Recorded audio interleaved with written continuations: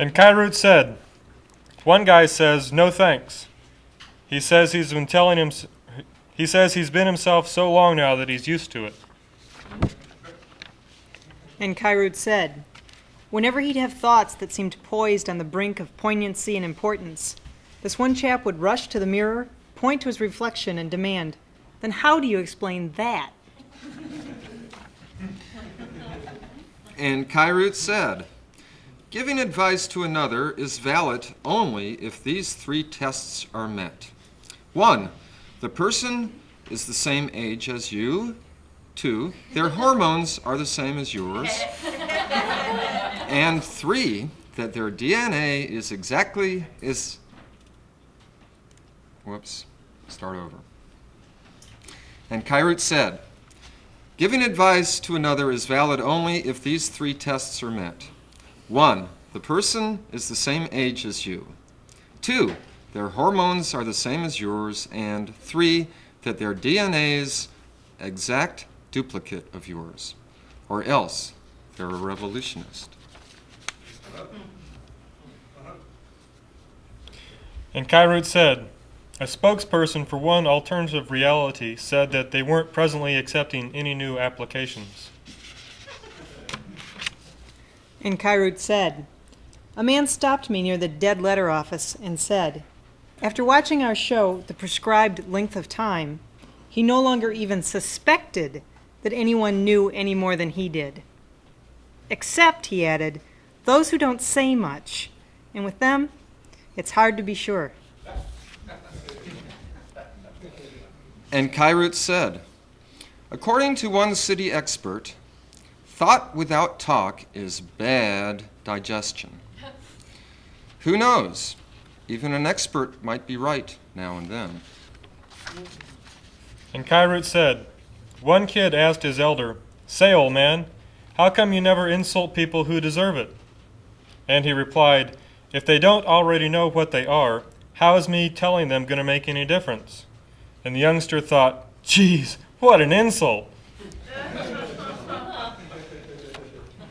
And Kairut said, as reflected by one man's dictionary, the opposite of complex is lenient, while his brother insists that the correct antonym for complex is dying.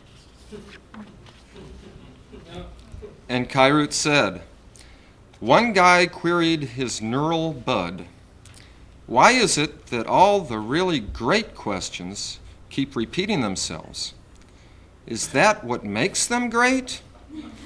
And his pard parried, or might we say that that's what makes them stupid?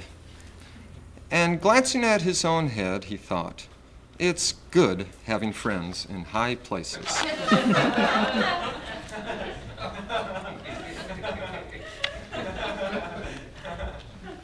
And Kairut said, identifying himself as a regular viewer, a fellow writes, it is only of late that I find your programs unsettling, inasmuch as I have begun to fear that each and every Kairut makes some kind of purposeful sense. And Kairut said, one man's brain was given to explain, I have the hungers of a physicist and the tastes of a welder.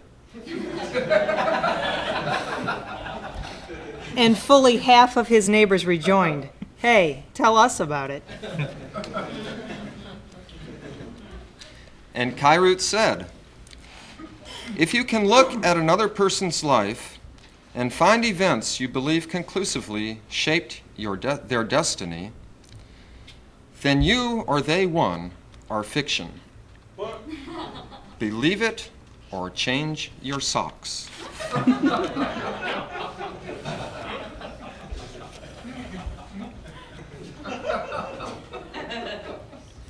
And Kairut said, this real dumb bunch of creatures over in another universe had this really stupid idea that anything they didn't like was unnatural. Boy, what a bunch of stupid jerks.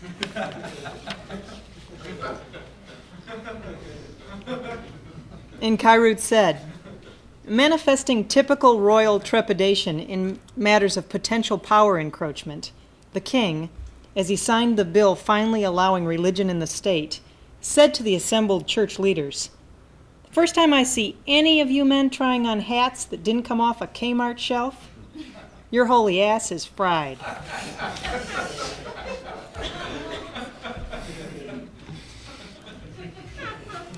And Kairut said, "If you have no car, why worry about highways?"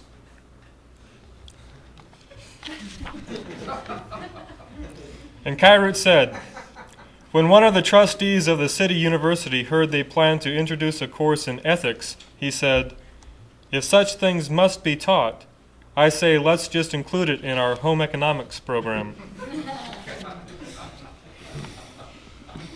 And Kairut said, "You can tell you're on the revolutionists' trail when no matter where the sun is, your shadow's always off to the side."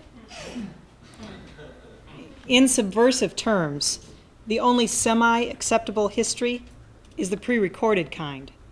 You know, the kind you can lip sync to. And Kairut said, "For reasons known only to him, this one God named his religion, look but don't touch." And Kairut said, "No matter your city address, over there, everybody lives in fairyland. The price of admission is a functioning intellect." And Kairut said, "One man, with some dry cleaning way overdue, said he's not sure there's much difference between doing what he likes to do and what he doesn't. And even if there is, he's not sure he cares much or not. And even if he does, he's not sure he wants to think about it. And even if he does, he's not sure that's one of the things he likes to do. Or not. So there you are."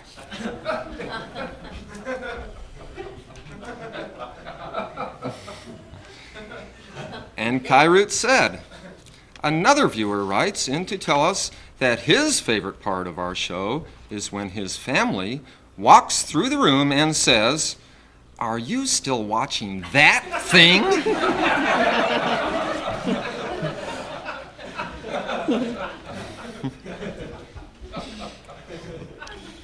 And Kairut said, "One neural city of some time ago, over sideways from where you are now, adopted as their municipal slogan, 'Our eyes on the future, our tongues tied to our ass.'"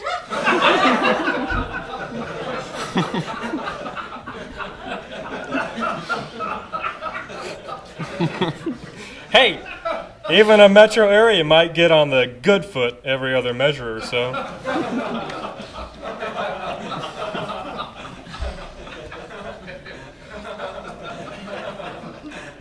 And Kairut said, "One kid asked, 'Since we all start off with nothing, how is it possible to get stupid?'"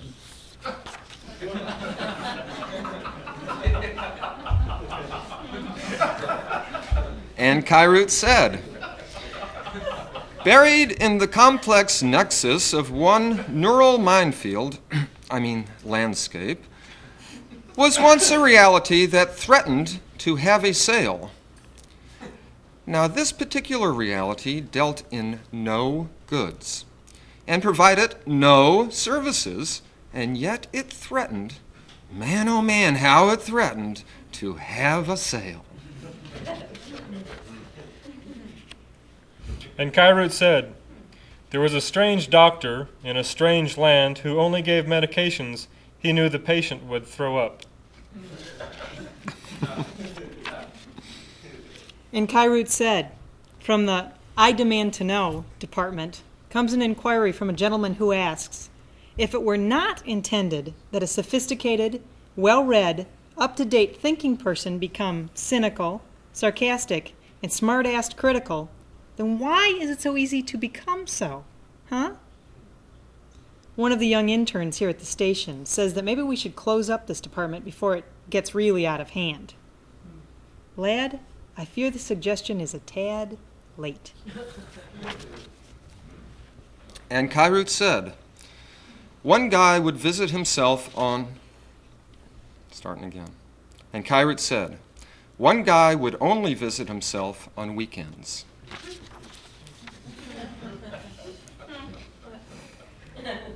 And Kyrut said, on both sides of the paper and display screen is a reality.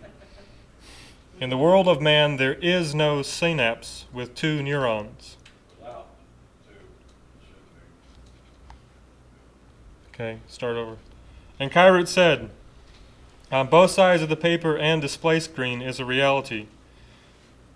In the world of man, there is no synapse without two neurons. And both off and on congratulated themselves on their fairness.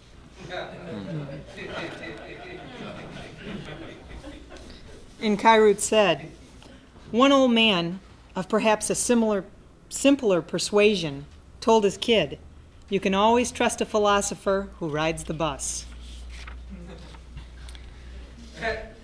And Kyrut said, a tune that never made the top 40 anywhere. There's no need to be sad unless you're naturally sad. And if you're naturally sad, why be sad? You couldn't help it. Jeez, come to think of it, what a dumb song.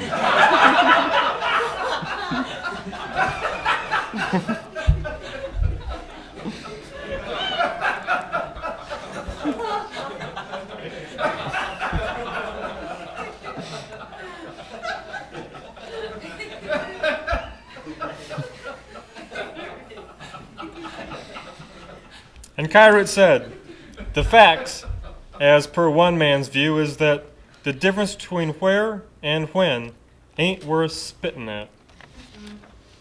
And Kyrut said, a chap over in the local metro area says he's decided he'll try not to talk so much about what has happened to him. He says he's concluded that it's demeaning enough just being what he is.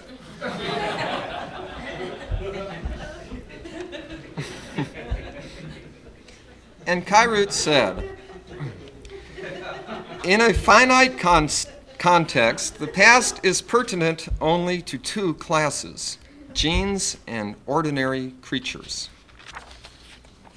And Kyrut said, this one reality decided he'd just become his own God to his creation, and began his campaign by frequently referring to himself in public as the man with many thoughts and only one brain.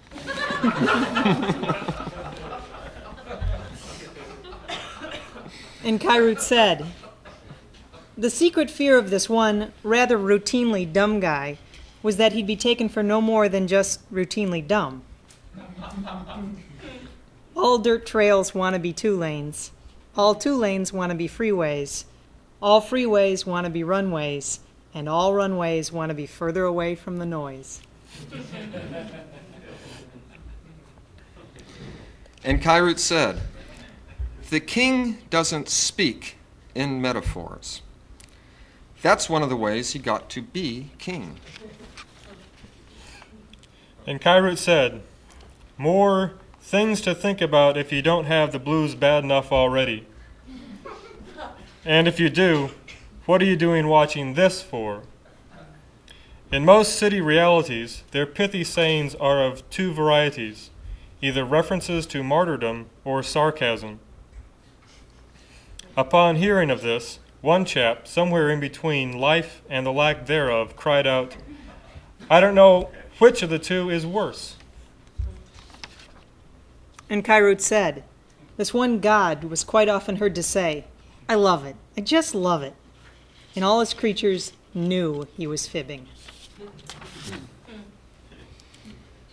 And Kyrut said, a viewer thusly muses, it would seem apparent that men are most likely to attack the weakest. And having said that, how do we explain that our most common target is ourselves?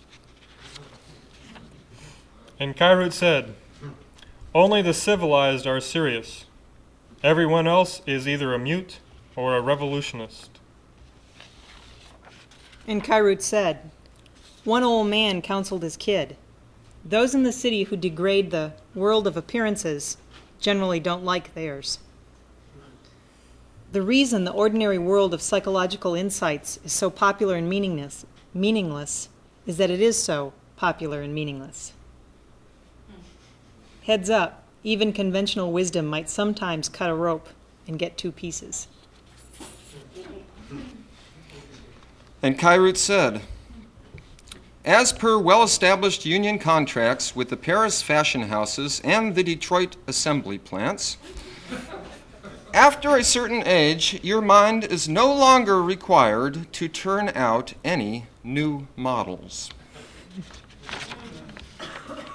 And Kyrut said, one of the younger city soreheads tells us that the best thing about being out of the mainstream is that you can drown at your own pace.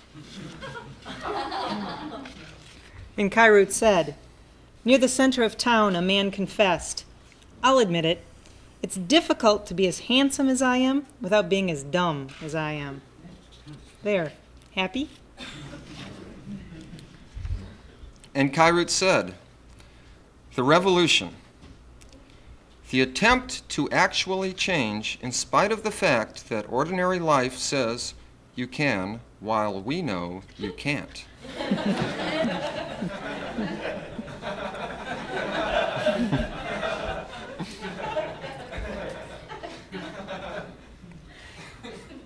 And Kyrut said, their grandfather left them each a handwritten note that said, dying and being stupid are both extremely personal matters.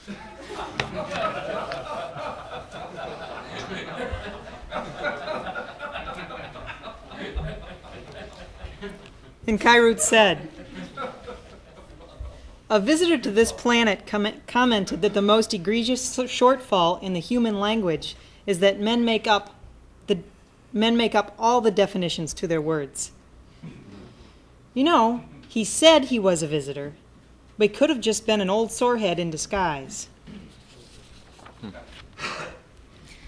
And Kyrut said, to grow is to become more complex.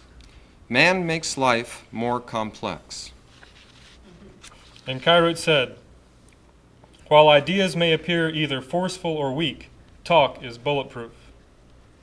And those who disagree with this idea are free to speak up. Part of the problem with real good evidence is that it's often too good, oftentimes too good. And Kyrut said, being human remains one of the few occupations from which you can't be fired,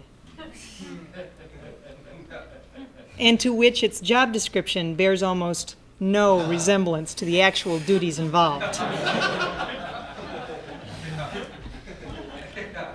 Hey, Jethro, did he say few? And Kyrut said, it's a dance, and your only chance is whether to lead or accede. And Kyrut said, at those times when this one neural universe would catch one of its planets in some routine foolishness, it would give it a little push and say, okay, you know the procedure. Up against the car and spread 'em. And Kyrut said, a letter from a viewer offers to send me X amount of money if I'll explain what this is all about. His brother added a P.S. offering to double the amount if I won't. And Kyrut said, if nature holds the world together, then speech holds man together. And yet, on some weekends, some of those guys down in the basement will get all liquored up and go out looking for words to whip up on.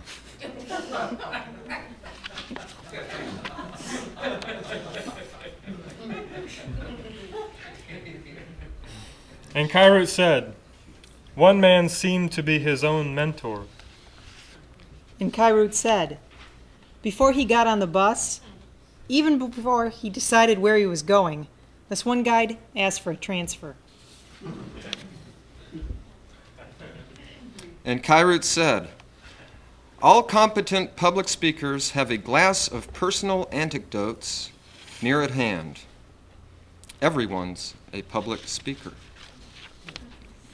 And Kyrut said, A certain traveling thought sends word that it perceives the benefit of being a king, or a god, or the lead partner in a dance team, arising at times when you don't want to hear what someone else is going to say, and instead of having to stop up your ears, you just rip out their tongue.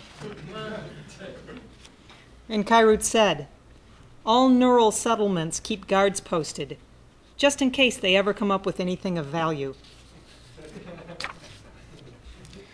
And Kairut said, eventually, just to himself, this one kid thought, boy, when I grow up, I want to be just like anyone who's not like my old man. When unformed at the ordinary verbal level, that which could sound hostile and sarcastic might have an alternative life. And Kairut said, local universe advice with no expiration date. If you do find a place where the majority is not right, run, Rudolph, run for your life. And Kairut said, this here one fellow got a motto he gave to himself which said, if you're gonna be young, do young stuff. If you're gonna be old, die.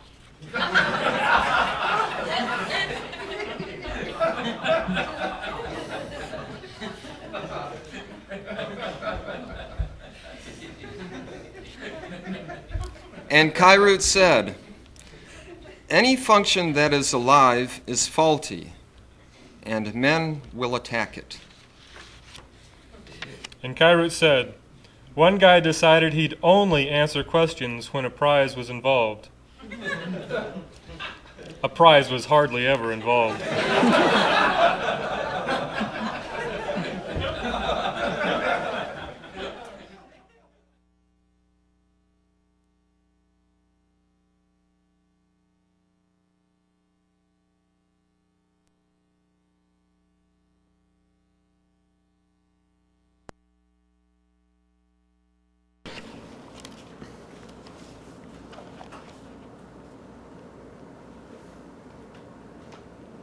Hey! Hi! All right.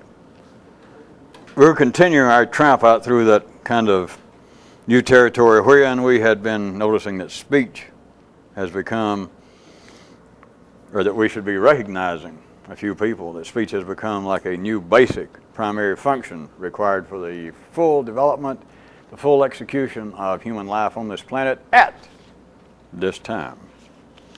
And specifically, over in the area wherein we were noted that the purpose of the older three S's, the ones that even routine people and intelligent people over in the city would recognize as being absolutely minimally required, such as sex, what we've been calling the old three S's of sex, shelter, and sustenance, that the purpose of the old three is to satisfy, while speech's purpose, vis-a-vis that description, is to forever hold out the promise of satisfaction. Just the promise. And a little more specifically, more or less where we left off, that it is no longer sufficient under the collective demands of ordinary life, that it is no longer sufficient for a man to have just the satisfaction of what would amount to a, maybe we have some quotations here, a silent now, which would be the purview, the domain, the neighborhood, the responsibility of the older three S's. Is what it amounts to is a silent now. And I won't stop very long, but to point out again that the history of man is replete. Do you mean full of? Yeah, but sometimes we have some people who watch this show in different parts of the world that the term full of brings on other connotations. Hence, we rented the word replete for the rest of this decade. At any rate, the history of man, as you know, is full of all kinds of philosophical, metaphysical, intellectual conjuring, speculating about why is it that man does not seem to live in the immediacy, and why does man not live in a now? Why does man always seem to be wandering around and off base, and we should all be living right now? I don't know.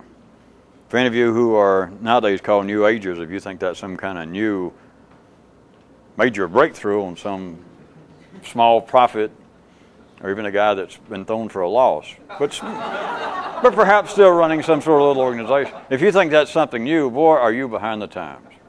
Thousands of years old, and we've already been through this in another way, having to do with the reality of it, having to do with the flow of energy and the electromagnetic system of the goo field. That's to do, check with Mary and the Lamb. They know what's going on. But the idea that there is some sort of now and we don't live there is not true. Oh, it's true from their view, but there is a kind of now, except it's silent. And that's why they can't find it, because as soon as you start talking, you're somewhere else. Well, that's it. I know, some of you suddenly go, wow. Of course, that's what the whole revolution's about. Is sometimes you look over at the city, and the fog the smog kind of goes away, and you think, wow, big deal. Well, it is a big deal. What I mean is, you just look, and there's nothing weird. The only thing weird is, how come I never saw that? It's because you live there, and nobody wants to badmouth their hometown. No matter how she looks, everybody thinks, well, my mama's kind of a handsome woman. Which really has nothing to do with your mama. We're talking about your genes. We're talking about you being human and think, well, I got to admit, it's hard, or I'll redo the Chi root of tonight. It's a little more understandable when you're as smart as I am to be as kind of plain looking. That's a variation of the Chi root that some of you that some of you people responded to earlier in the evening. Back to what I was saying. There has always been this feeling, and it's normally ascribed to fringe areas or philosophy, but even an ordinary man, if he would hold still long enough for you to talk to him about the idea that in some way people do not live in the immediacy of now, you could make an ordinary intelligence, an ordinary man, listen to it for a minute. He'd go, yeah, I see what you mean. It's kind of hard living right now. And you could make up, surely you can do it as fast as I can stand here and make it up right now. If you told that to a man at first and he says, well, sure you live in the now. If you didn't live right now, you'd be nuts. And you'd say, well, all right, now wait a minute. What are you thinking about right now? And if he was capable of doing it, he'd have to tell you that he was thinking, if there was a now and it's right here and we drew a line, it's a spot right here and that's always right now, then the mind is always just a few minutes behind, like the guy's wondering if he could do this about why you're asking him. Are you some kind of pervert? Are you fixing to borrow money? Are you going to invite him, him back to your motel room? Or he's thinking right ahead like, what's this guy, when can I get out of here? You could make a man go, yeah, you're right, how curious. And it's not curious. Because there is a now, but those who talk about it can't find it. Not that there's anything wrong, not that they're making a mistake. But the thing is, now, what they call a now, would be a silent now. And the silent now would be the outcome, the activities of the three older S's. Which, if you want to really get off the track, I didn't want to, but here we go. It's why many people have, again throughout history, tried to ascribe to sex certain metaphysical possibilities. I think it was our old friend William on the Avon. How in the world did Shakespeare ever get around to door-to-door sales? If I never understood. But anyway, something about, that a man is only sane right after sex. Because, and I don't recall anything that famous literarily speaking, but there had to be somebody somewhere that felt the same way after a good meal. Maybe Dr. Johnson just didn't put it down that, after stuffing your gut, there's some kind of clarity of mind. And all they're getting at again is the three S's they deal in satisfaction, but they do not deal in talk. And so then once you begin to talk, as begin to think, it is not that unusual. It's not that far removed from the idea of paradise lost, the fall from grace, the being driven from the Garden of Eden, because it is the whole thing about in some time past, there were simpler days. That we were there and there was, heaven. We were little childish people. We were naive. They always say, yes, we were naive, but in the best sense of the word, which maybe we'll pick that up some other time. I have let that go now for damn near 7,000 years of people saying that. Time's about out for that. But all of this is the idea that there is some kind of more pristine, a more pure. I can keep on and on. You know history as well as I do. This dream that's in your genes. It's not out in history. It's not man's fault. Man did not make up some baseless canard. There is this feeling, we have lost something. Sure you have. Everybody's lost something. One thing, you've lost the simplicity, but then they won't let it go at that. They say, well, that's it. You're right. Now you admitted it. We want it back. Well, what you want to do is, if this was possible, is you want to go back where it's suicidal. Because you can't go back, and if you could, you'd self-destruct. But it is a feeling that, well, yes, it was simpler times. Well, hey, boy, talk about a brain to tell you. How long did you have to go to school to figure out that in times past, there were simpler times? I mean, is that what you want? Do you want to go back? Would you like to walk with the giants? Would you like to be a contemporary of Chaucer and stand around up to your knees in horse dung and mud? and you have to sleep with 4 or 5 pigs? I'm talking about swine. I'm not talking about, somebody's ugly sister. You had to get in a pile, and you're an old man if you live to be 30. Hey, let's go back to simpler times.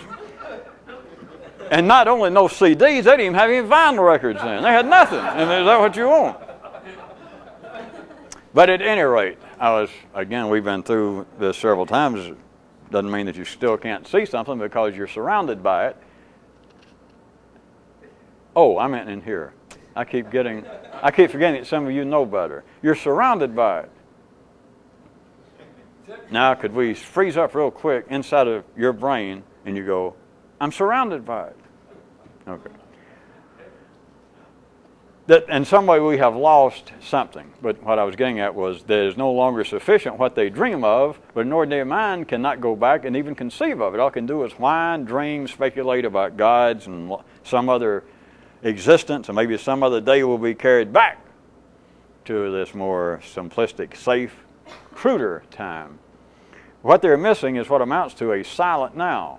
And the silent now would be, if everything were still equal, if we could talk about the man being man without speech. If we could go back to that, and still in some way we had life more or less as it is, then you would have people living in what would amount to a silent now. You're close to it. It's not that strange. Again, I refer you to the reality, not just the literary references to it.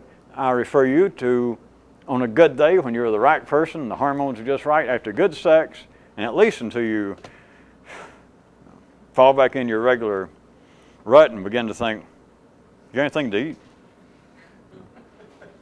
What's on TV? But just, when it's just right, it's like everything almost stopped. It's almost like the internal noise stops. And as women used to complain, it's all too common, evidently, for men to go and drift off into a sleep from which it is a shame to awaken some. So I've heard. I'm just saying that, no offense. But again, it's very close to getting in bed when you're asleep, when you're really asleep. As ordinary people again will say, there's almost nothing, people will say this, that there's almost nothing as good as a good night's sleep when you deserve it. That is, when you've been out and you decide, I'm going to build that wall out there that I've been putting off, and you got there and you get up early some Saturday and you move all the stones and you do it and you work like a dog and you sweat and you're dirty and you go and you fall down and just at the foot of the bed even and go to sleep. And people will say, boy, there's nothing like that. They're pointing at something. What they're pointing at is what would amount to, if we could do that and move it back, they're talking about the kind of purposes being fulfilled of the older 3 S's. And it is a kind of silent now, but it's no longer sufficient. You cannot live in what would amount to the silent now. What you need now, what is required by just life in general now. The few people who are outside the mainstream are indeed drowning at their own pace, and they are of no great consequence anymore, any more than strays have ever been. But a silent now, that is the satisfaction of the 3 older S's, are no longer sufficient in any means. What you must have now is speech. What you must have now is an ongoing, a forever unfulfilled promise of satisfaction. That is speech's job. Contrary to, also as we were pointing out last time, that in the same kind of vein as ordinary intellect, whining and crying that some kind of more silent, more direct, primitive past is lost and we should go back, which you can't. In line with that, parallel to that, in conjunction to that, is also them bad-mouthing speech about, well, they don't say in connection, of course, but bad-mouthing speech that yammer, yammer, yammer, talk, talk, talk, and God, it doesn't get anywhere at times. Sometimes on a great level like, the UN. It's the living drawn out at least to a fairly horizontal plane on that great island of Manhattan. It's the original Tower of Babel. They're just dressed better. Their parts of life's body will attack it at that kind of level, and they will attack it at an individual level. Like, why don't you shut up? One person will tell to another. All you do is talk, talk, talk. We're not getting anywhere. You see, it's the same thing. That is the purpose of speech. In the same way that what would amount to, if we could go back, to the kind of conclusive and segmental realities, the kind of silent conclusiveness like the good sex, satisfying sex. I don't mean anything strange when I say good. Satisfying sex, satisfying food, satisfying sleep and rest. The 3 S's. They are silent. There's nothing to say when they are satisfying, which is the point. If they're not satisfying, if you're a revolutionist and they're not satisfying, I'd say you got problems. In the city, you don't have a problem. It's just a variation. They're just singing the song. Boy, am I sad. And I've already covered that. I'll let Kyrute point out to you that song. So at the same time that men are, without knowing it, bemoaning the loss of the older time when you had a kind of silent now being a meaningful presence in a man's life. That would be pre-speech. In the same way that's lost, and he can't really describe what it is that he yearns for. He tries, but he can't really describe it. Plus, he can't go back, thank God. But at the same time, he's also looking up here at speech without seeing any connection whatsoever, and equally bemoaning how speech just goes on and on and on, and you don't get anywhere. In speech, there's no doubt, compared to sex, compared to eating when you're hungry, they're right. If that's all there was to it, to say, well, speech is nothing. Talking, you feel the need. Perhaps ordinary intelligence has been listening to us for the last few nights, and somebody said, I heard you say that speech is now just right up there with sex and everything else as far as the necessary requirements to keep ordinary life going. All right, so we said that. And the guy said, all right, even if that's true, you're right. Sometimes I do feel like that kind of explains something that people talk so much, it is almost as though they've got a hunger to talk. That sometimes you just got to talk and you don't even know why. And I say, okay. And they say, what? You made a mistake. Because there's something wrong with speech. Speech is not satisfying. Speech does not satisfy you. You have the urge to speak, but the more I speak at times, the more I wish I hadn't spoke. The more I speak, I'll try to tell somebody how I feel. I'll try to give somebody my opinion, and I'll give it to them, and they'll start off looking slightly curious. And after 5 minutes of my deepest attempts at expansion of my ideas, they look even more dumbfounded. It's like the more I talk, the worse it gets. And so an ordinary intelligence could look at me and say, boy, are you wrong? Boy, am I right? Huh? The purpose is not to satisfy. And yet from any ordinary level, you can't make much sense out of that. Even if you, here we go one more time, surely you guys got to be doing this for yourself. But if you could take some ordinary people off the street, and I could say what I'm saying now, and I could get somebody for a few seconds to listen to it and go, you're right. There is something strange going on because people do want to talk. They do talk. Then they get mad at each other. They get mad at themselves that the talk means nothing. But what you just said, that damn near explains it. That it is now a need to talk, but the purpose of it is not to be satisfied in the same way that eating satisfies hunger. That, boy, that is weird. That talk is not supposed to reach some conclusive completion. It is not supposed to actually be satisfying. Wow, that's weird. That explains a lot. Geez. Well, I got to go. Because what are they going to do with it?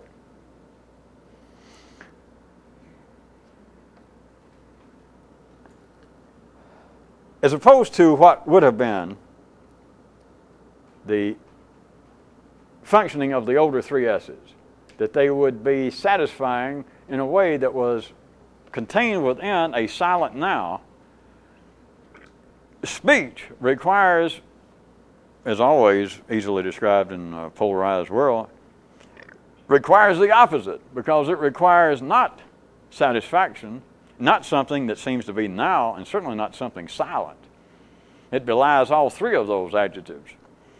that as opposed to the satisfaction of some silent now of the older three S's, speech has got to be ongoing. It's not the same way as, reaching a climax or getting enough food and going, and that's it. This right now I'm through. There's never that feeling with speech. It has to be ongoing. It has to be forever unfulfilling. You eat, and if you've seen it all, you finally reach the point. No matter how hungry you are, you finally reach the point that I don't want more to eat right now. Speech, there is no such break. There is no such internal governing or governor. It is ongoing. It is forever unsatisfying. And it is always a noisy promise of satisfaction tomorrow. That is the difference between, or one of the ways to limn the difference between the purposes and the functions of the older three S's. They are silent, they are satisfying, and they apparently work in some kind of now. If you don't talk about it, once you got speech, the now is gone. But they are silent, they're satisfying, and they're in some kind of now. And speech is everything that's not.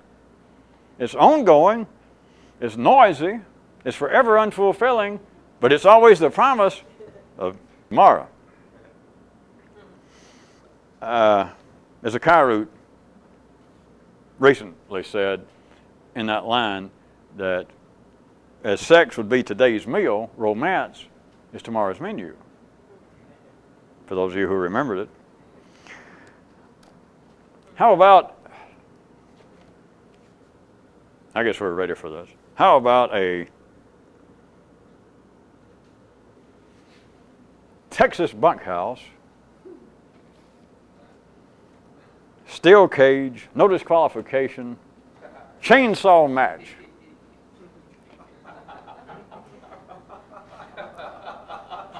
What in the hell, figuratively, am I going to tie this with? A no disqualification chainsaw match held somewhere way off the main collective Oregon Trail now. We've got to tie in professional wrestling to the Wild West. Here we go. Off of the main collective Oregon Trail, off on some subversive side path, some Camino.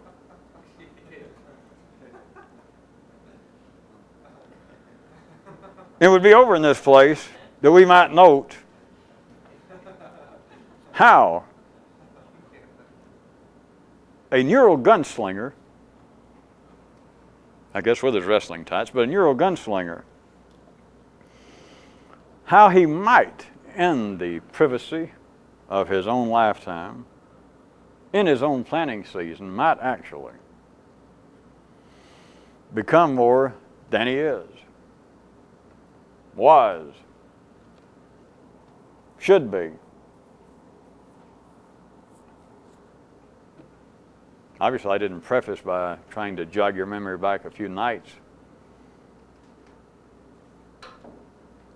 previous, when we were pointing out that which is real from a somewhat distant view, but that which just seems to be of substantial change in life, when things take a move, the planning of the change from a certain view never results in the blossoming of the thing during its own lifetime, during its planning season.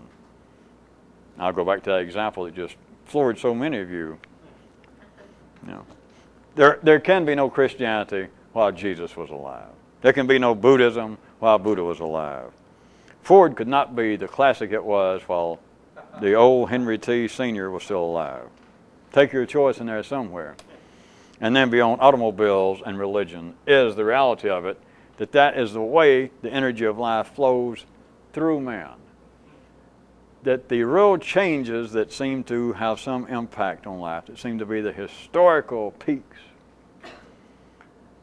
in a quite real way, not for me to prove anything historically, because this could be, I could shoot this down as well as any member of the academic world, but there is a way in which you can see the energy in a useful way, just because of the way things move in a three-dimensional world, that things do not fully blossom in the planning season in which they went in the earth.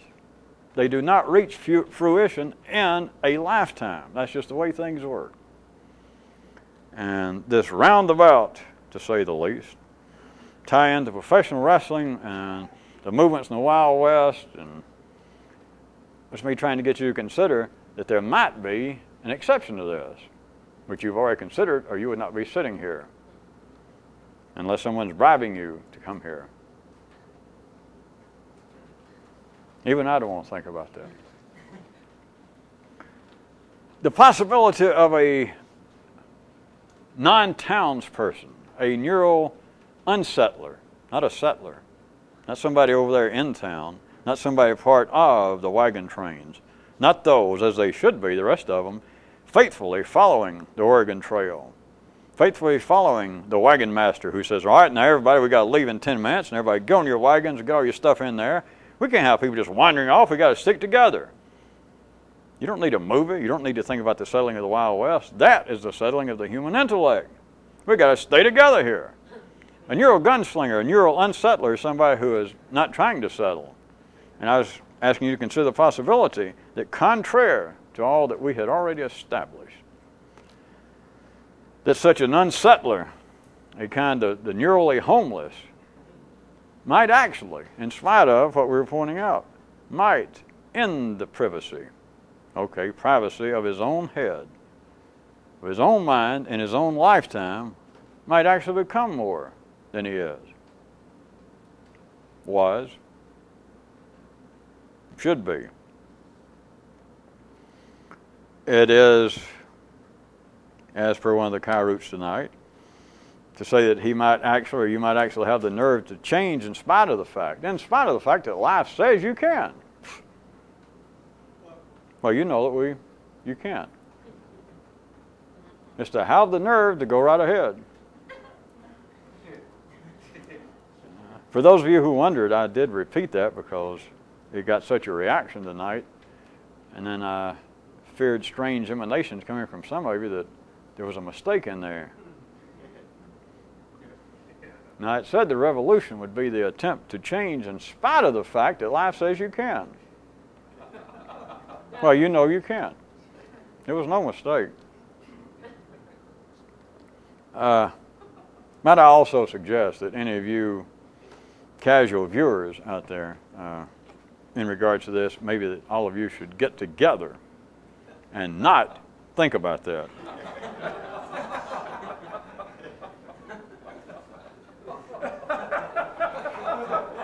We all help and serve as we can.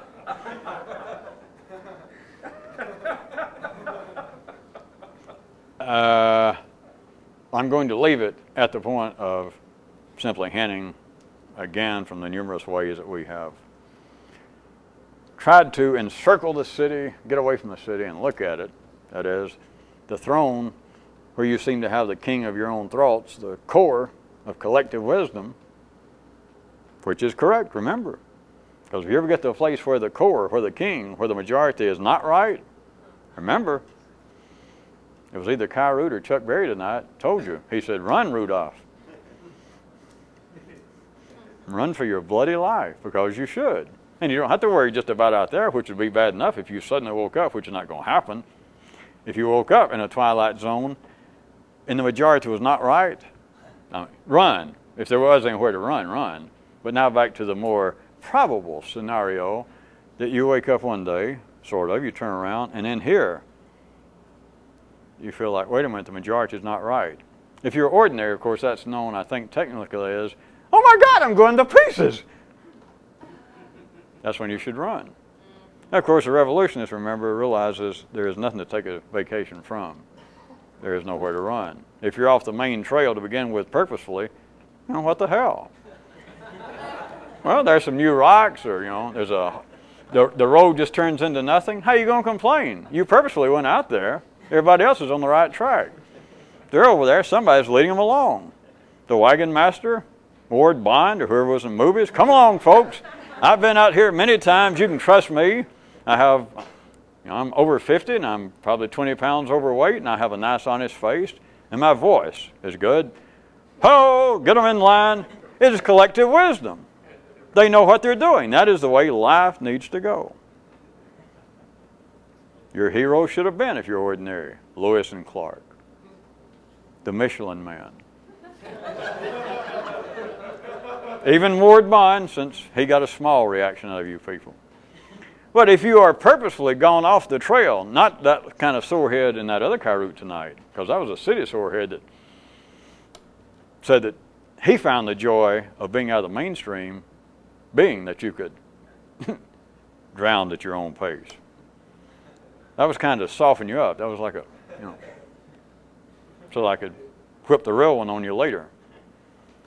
Once you have purposely gone off, not mechanically, you're not just some sorehead out there in the bushes while the rest of the wagon train goes, and you're over there and the wheels fell off your wagon, or you're too cheap to buy one, and you've been following the wagon train along, and every time it takes off, and they all get on their wagons, and they put on their bonnets, and they get out of the sun, and they got water, and you're out there, humping along in the bushes, and it's just good old same thing as a kid sticking out his tongue, Now they want a bicycle anyway. Everybody else has got one, you don't have one.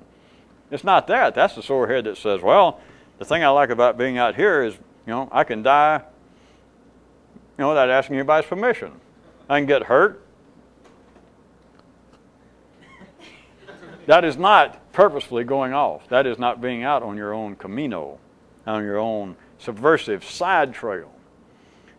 But it would be out there, what I was going to say, that I was suggesting would be the only place that might be an exception to things not generally reaching bloom in the season in which they were planted. Well, the hints are all around you in religion, mainly religion, in this, that if it does amount to anything, it is by God now. If you're thinking, well, in some way this is strange and I believe I've gotten something out of it and it's changed my nervous system, that limbically I don't feel like I used to, which, you figure out what the hell that means. That my brain feels a little bit different, but I don't think I still got it, but geez, I got another lifetime coming. I'll come back reincarnated as folks.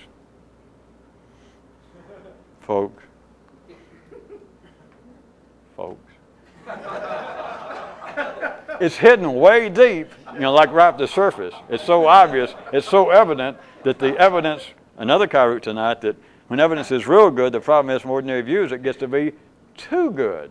And so people don't see it. The whole thing, beyond the polarized version of religion mainly, that all there seems to be saying, well, do the best you can, do good, and you're building up rewards either in a future life or an afterlife, whereas the message to a revolution is, as much as possible, just the opposite. It's now or never. Or to you people with a more classical taste, o solo mio.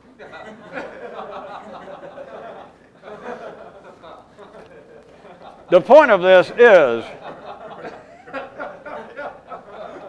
the point of this kind of activity has always been absolutely locked into what appears to be this lifetime. It's got nothing to do with whatever might or might not be on somewhere outside the closet, somewhere outside 3 dimensions. It's now. And anybody, and I can't, as you all know by now, it's not any sort of tenet to a religion, it's not any kind of belief, and it is certainly not being those things, and it obviously is nothing I can prove. As if I would, if I could. But it is on the basis that if you don't understand that it's right now, then you're bleeding. You're wasting energy off on your own. You might be out, apparently, and you might enjoyably so, be pursuing some of these ideas and this sort of activity in what you consider to be an unusual way, or that you consider that you now think and at times feel, maybe even behave in ways that are singularly different than you would have ever stumbled across, and that may be. But I'm telling you that you are bleeding, you're wasting time, you're wasting energy to even have any notion, to still entertain any notion that this has anything to do with anything that's not right now.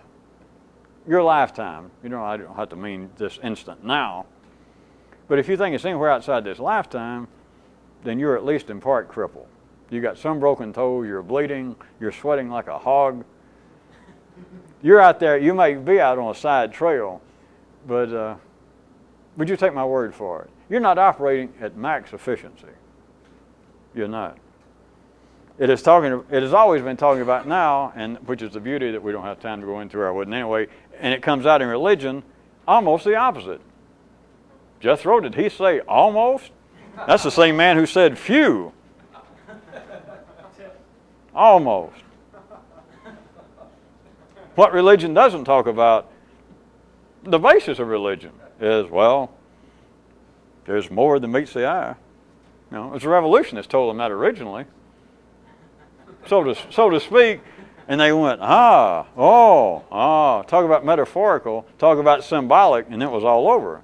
Because there's more than meets the eye, then you obviously can't see it, right? Right? And if you can't see it, that means it's not here, right? So it's somewhere else. It's up where Amelia and Judge Crater live. It's where Jesus and Abraham went. It's where dead people go. It's where people who hadn't been born yet go. It's where new lives are born. Can't compete with that. The only competition to that, and this is even beyond the opposite, but notice how subtle it is never mind all that, it's not that that's not true, but what amounts to a kind of subversive, multifaceted opposition to that is not an opposition to that, it's simply that it's now.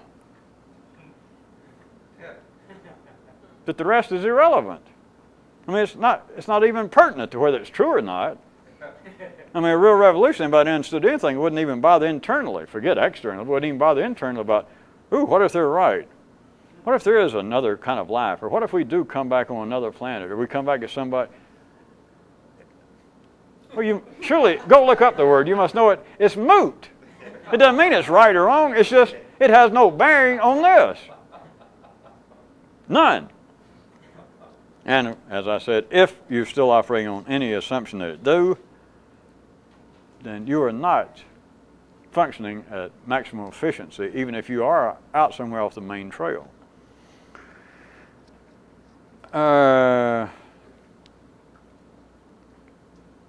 Since we're out of time, I'm going to pretend that this is where I was planning to stop.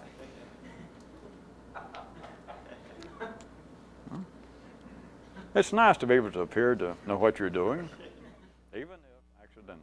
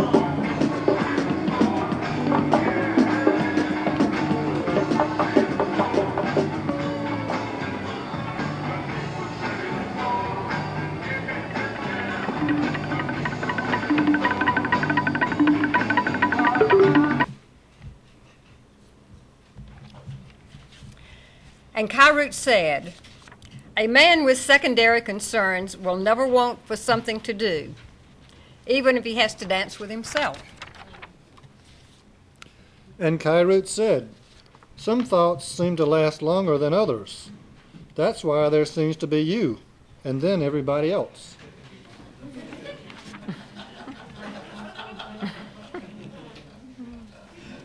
And Kyrut said, "The parts of life are just like the parts of speech. While this is not quite noticeable, it's operational nonetheless."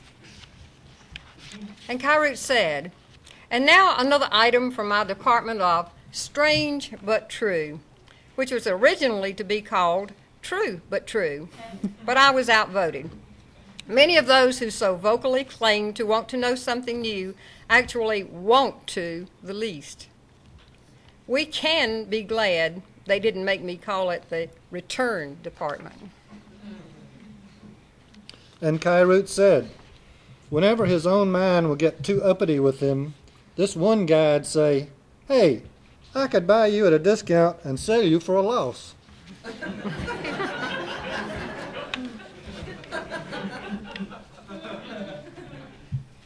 And Kyrut said, "A viewer writes, 'I feel you know more than you're telling.'" And Kyrut said, stepping up smartly before the throne, one of the candidates for the court philosopher gave as his part of the talent competition these words: "Even those things most pleasurable, taken to extremes, becomes vices. and his grace whispered to an aide, "Do we have some especially painful bullets to shoot him with?"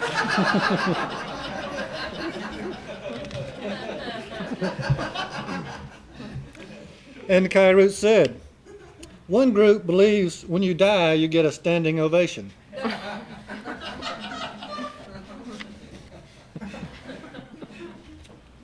And Kairoot said, on a busy corner, picking his teeth and snorting, this one chap said, "You would bleed and think by now that everyone would know the very first rule in everything is, don't give the king the blues."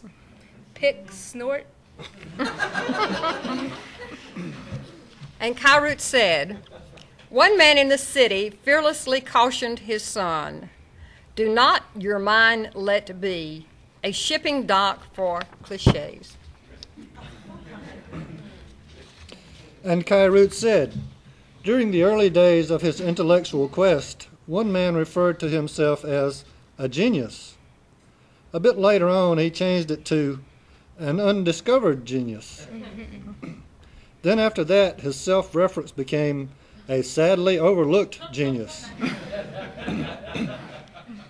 And much later than that, when need be, he would convincingly deny he ever made such references. And Kairoot said, during the downpour yesterday in the city, a chap stood beside me in a doorway and asked if squirrels might be a defense mechanism for trees. And if so, what that would say about the exhaust of buses. And Kairoot said, whenever they'd catch him with his pants down, this one god'd say, "Hey, you got my vote." And Kairoot said, in certain nonlinear matters, a man with a manifold question, really seeking a response, is like a person with a bullet attempting to find someone with an outheld pistol they can run up against.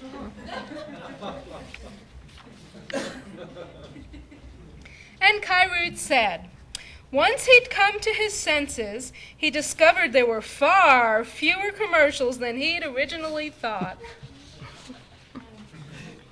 And Kairoot said,